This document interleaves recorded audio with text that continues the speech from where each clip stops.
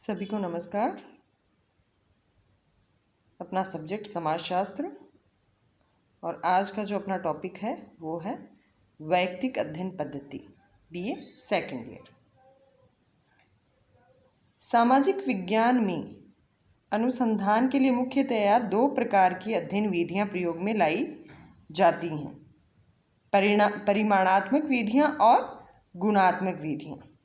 परिमाणात्मक विधियां जो होती हैं वो सांख्य की पद्धति में आती हैं और गुणात्मक विधियों में वैयक्तिक अध्ययन को लिया जाता है। वैज्ञानिक अध्ययन अथवा वैयक्तिक अध्ययन एक गहन अध्ययन विधि है जिसमें एक ही विषय का क्या है, गहराई से अध्ययन किया जाता है। कहने का मतलब ये गुणात्मक विधि है जिसमें हम किसी एक टॉपिक पर क्या है उसका डीप में जाकर, गहराई में जाकर अध्ययन कर सकते हैं। वैयक्तिक अध्ययन विधि किसी व्यक्ति, परिवार अथवा संस्था के सर्वांगीण अध्ययन का गुणात्मक आधार होती है और इस विधि में क्या होता है कि एक विशेष सामाजिक इकाई को अध्ययन का केंद्र बिंदु मानकर उससे संबंधित विस्तृत और गहन सूचनाओं का क्या किया जाता है, संकलन किया जाता है।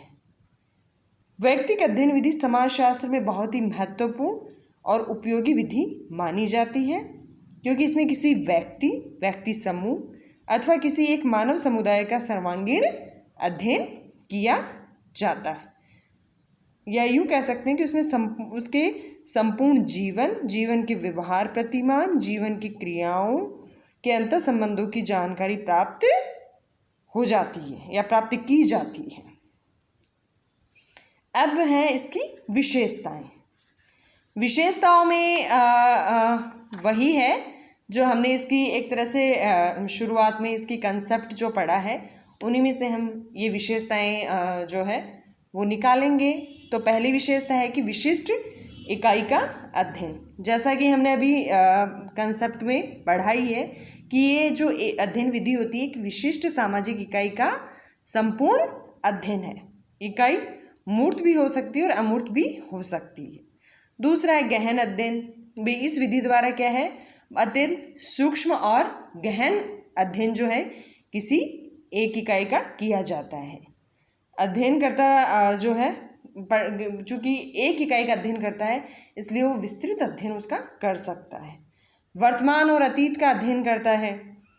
दोनों ये जो विधि है वैयक्तिक अध्ययन जो पद्धति है इसमें अतीत और वर्तमान दोनों का ये है समन्वय कही जा सकती है क्योंकि इसमें अध्ययनकर्ता किसी इकाई से संबंधित अतीत के तथ्यों के साथ साथ उसके जो है वर्तमान स्थिति से भी सहसंबंधों को जानने का क्या करता है, प्रयास करता है।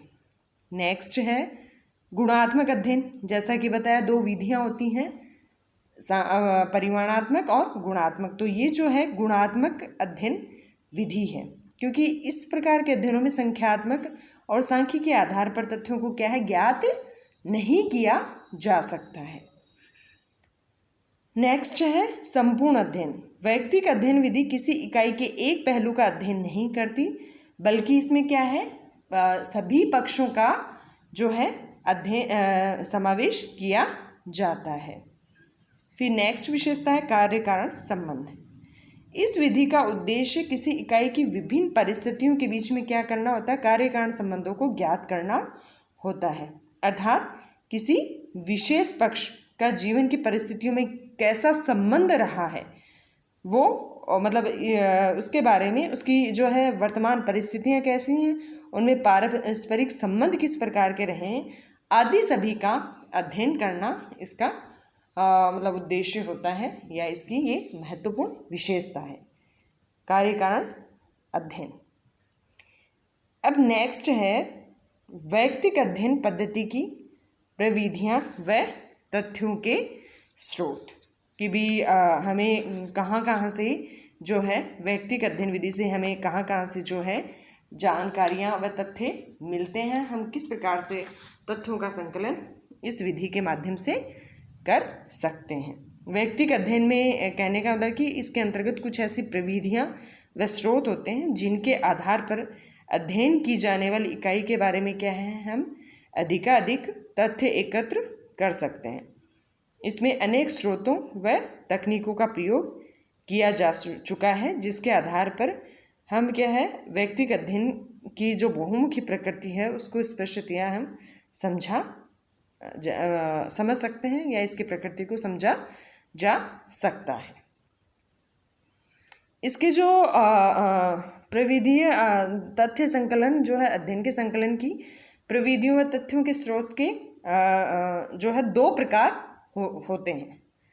फर्स्ट है प्राथमिक और सेकंड है द्वितीयक, जिसको हम इस डायग्राम के द्वारा समझ सकते हैं।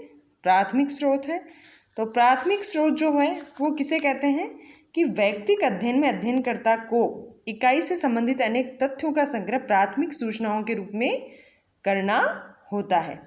उसके लिए ये व्यक्तिगत आधार पर अवलोकन तथा साक्षात्कार आदि के द्वारा अनेक सूचनाएं प्राप्त करने का प्रयास करता है।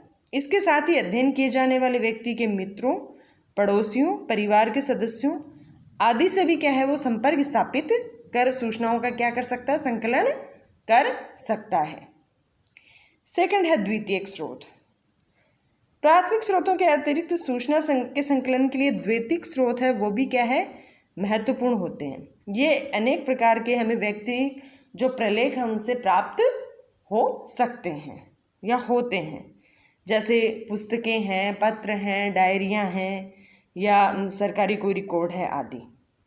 व्यक्तिगत प्रलेखों की प्रकृति को स्पष्ट जो है वो करते हुए ये कहा गया है कि व्यक्तिगत प्रलेख जो होते हैं वो स्वयं प्रकाशित किए गए ऐसे प्रलेख होते हैं जो इच्छित एवं अनिश्चित रूप से लेखक की मानसिक विशेषताओं, कार्य प्रणालियों के बारे में हमें महत्वपूर्ण सूचनाएं प्रदान करती हैं।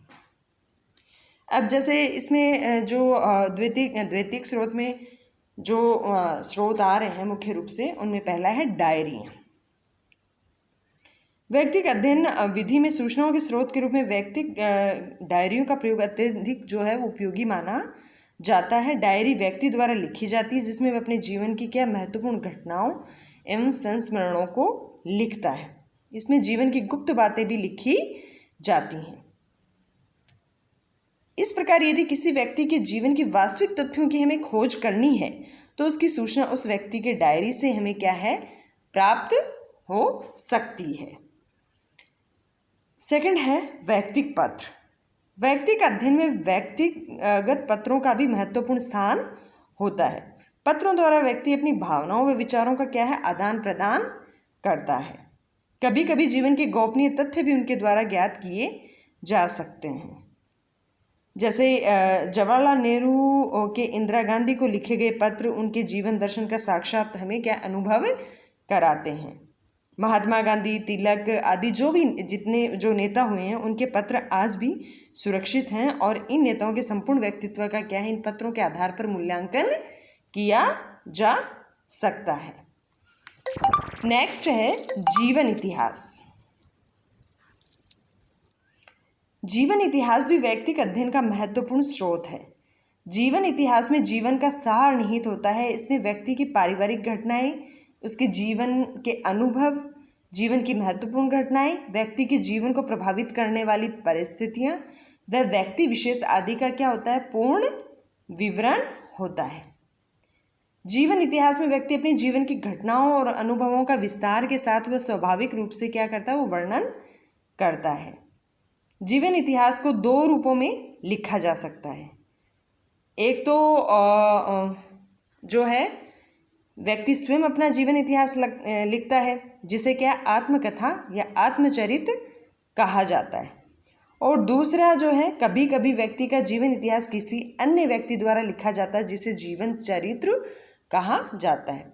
तो जीवन इतिहास भी कहने का मतलब है मुख्य रूप से दो प्रकार के होते हैं, आत्मकथा व जीवन चरित्र। आत्मकथा जिसे व्यक्ति स्वयं लिखता है और जीवन चरित्र जिसे उसके जीवन से प्रभावित होकर कोई अन्य व्यक्ति उसके बारे में लिखता है, वो जीवन चरित्र कहलाता है।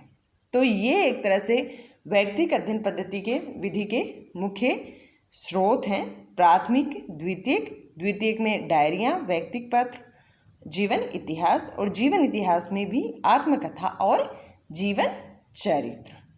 तो इस प्रकार से व्यक्तिगत अध्ययन पद्धति जो होती है वो पर्टिकुलर किसी व्यक्ति विशेष, व्यक्ति समूह है, कोई समुदाय, इनके बारे में, मतलब किसी एक विशिष्ट इकाई के बारे में संपूर्ण जो उसका अध्ययन जिस विधि से हम करते हैं वो वैयक्तिक अध्ययन पद्धति कहलाती है। अपना टॉपिक कंप्लीट हुआ। धन्यवाद।